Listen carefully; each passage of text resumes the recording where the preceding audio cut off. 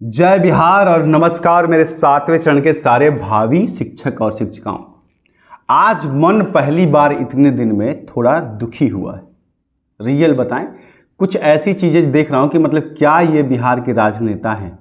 आऊँगा, सारे पहलुओं पर आऊँगा ज़रूर, लेकिन एक बात बताएं, यह दुर्भाग्य देखिए कि जितना आपका सैलरी है ना साथियों, जितना टीचर बनने के बाद सैलरी मिलेगा,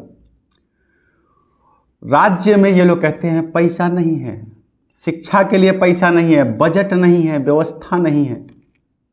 लेकिन जितना आपको सैलरी मिलेगा उतना ये लोग एक एक बार में तनख्वाह में बढ़ावा कर लेते हैं। अभी कल ही जो है कैबिनेट की मीटिंग जो हुई है, 35,000, 40,000, 30,000 के आसपास में लोगों का सैलरी बढ़ रहा है, इंक्रीमेंट ले लिए ये लोग। उसके लिए बिहार में बजट है, नेताजी लोगों के सैलरी को बढ़ाने के लिए पैसा है बिहार में, जबकि इनके पास पैसे की कोई कमी नहीं है, लेकिन फिर भी हर साल इंक्रीमेंट हो जाता है इन लोगों का। ये दुर्भाग्य देखिए ना, कैसा है ये बिहार अपना, कैसा बिहार बन रहा है। एक पत्रकार अगर आवाज़ उठाता है, मैं मनीष कश्यप की बात कर रहा हूँ, हालांकि उसके तरीके से मैं कहीं ना कहीं थोड़ा सा वो रहता है कि नहीं, उसका तरीका ठीक नहीं, जितना एग्रेसिव हो जाता है वो, लेकिन इमोशनल आदमी अक्सर एग्रेसिव हो जाते हैं, तो उसको उठा करके कहीं बंद कर दिया जाता है।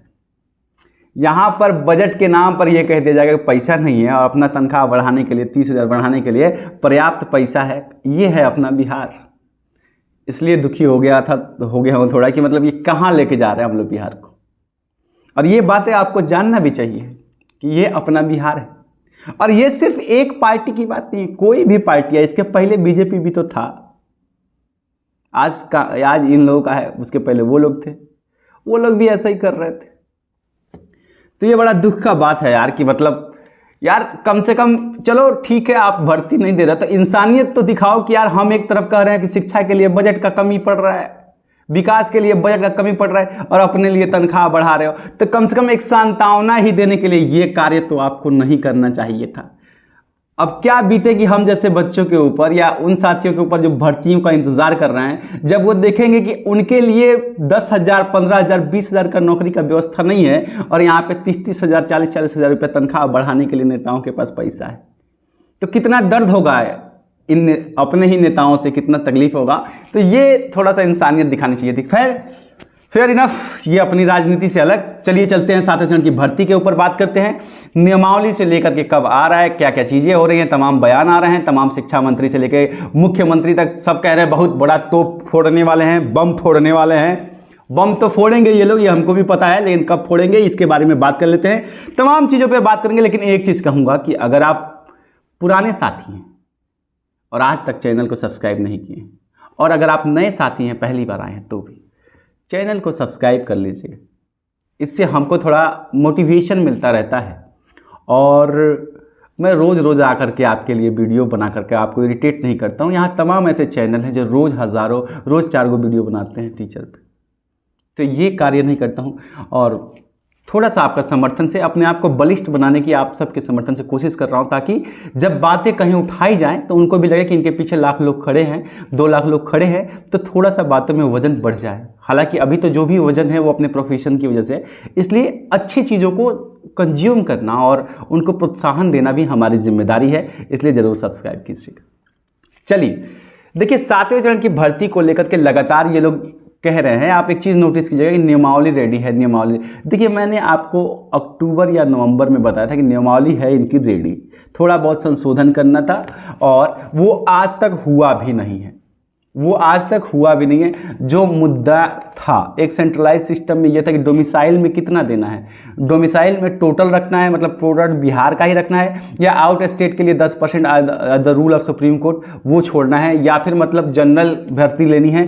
क्योंकि पहले ये क्लियर था कि डोमिसाइल ही रखना है, लेकिन अब जो है हमें जो जानकारी मिल रही है कि जब कोई नेता जो है, मैं किसी का नाम नहीं ले रहा हूँ, लेकिन जब कोई नेता केंद्र की यात्रा करने लगता है ना, तो उसको पूरा देश दिखने लगता है, तो उसके यहाँ ये भर्तियाँ भी पूरे देश के लिए होने लगती हैं। तो ये वैश्विक नेता बनने के चक्कर में हो सकता है कि इसका बंटाधार आपको देखने को मिल जाए, और ये बहुत नुकसान हो जाएगा। क्योंकि ये समझिए कि सीटेट के भी नए बैच के साथी भी अब आ चुके हैं, और उन्हें भी शामिल कर लिया जाएगा क्योंकि उनका रिजल्ट वगैरह आ गया है।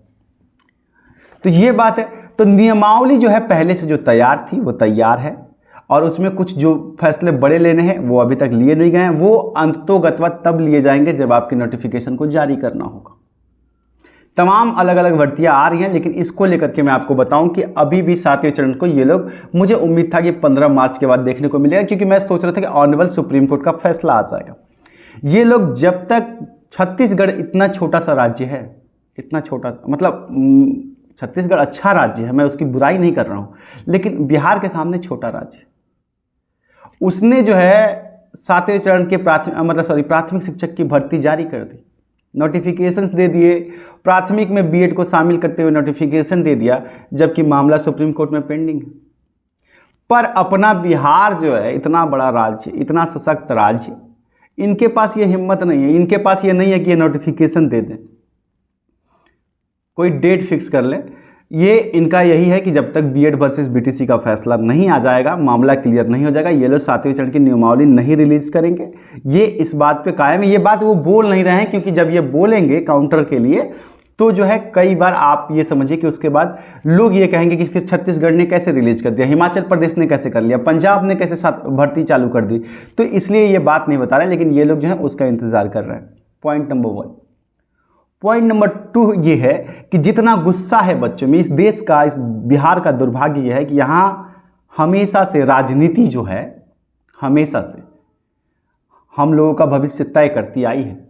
और यही प्रॉब्लम है कि जब युवाओं का भविष्य राजनीति के कुछ चंद अच्छे या चंद बुरे लोग अगर तय करने लगे तो फिर यही होता है। तो ये लोग जानते हैं कि जितना शिक्षक जितना प्रताड़ित हुआ है, जितने युवा प्रताड़ित हुए हैं, जितनी लाठियां खाई हैं, अगर अभी नोटिफिकेशन अगर ये लोग दे देंगे और उसके बाद इलेक्शन आ भी जाता है तो कोई इनको वोट नहीं देगा। ये वोट बैंक पॉलिटिक्स है, ये मतलब कोई वोट देगा, कोई किसी का गुस्सा कम देगा। इसलिए वो एक खुशखबरी की लहर जो है, जो साइकोलॉजिकल गेम होता है, समझिए कि मतलब ऐसे टाइम पे देंगे कि इधर इलेक्शन आने वाला है, इधर एकदम से बम से 1.5 लाख भर्ती देंगे, सारे लोग अंदर से गदगद हो जाएंगे, खुश हो जाएंगे और उस खुशी में वोट जो है दे देंगे। ये है राजनीति, और इसीलिए ये इसको और थोड़ा खींच रहे हैं जितना हो सके। इस बीच में देखिए लाठियां चल रही हैं, डंडे चल रहे हैं, लोग पिट रहे हैं, लेकिन कई आंदोलन कितनी बार हो गया, कितनी बार लाठियां खा ली बच्चों ने, लड़कों ने, लड़कियों ने, युवतियों ने, लेकिन ये नहीं समझ रहा।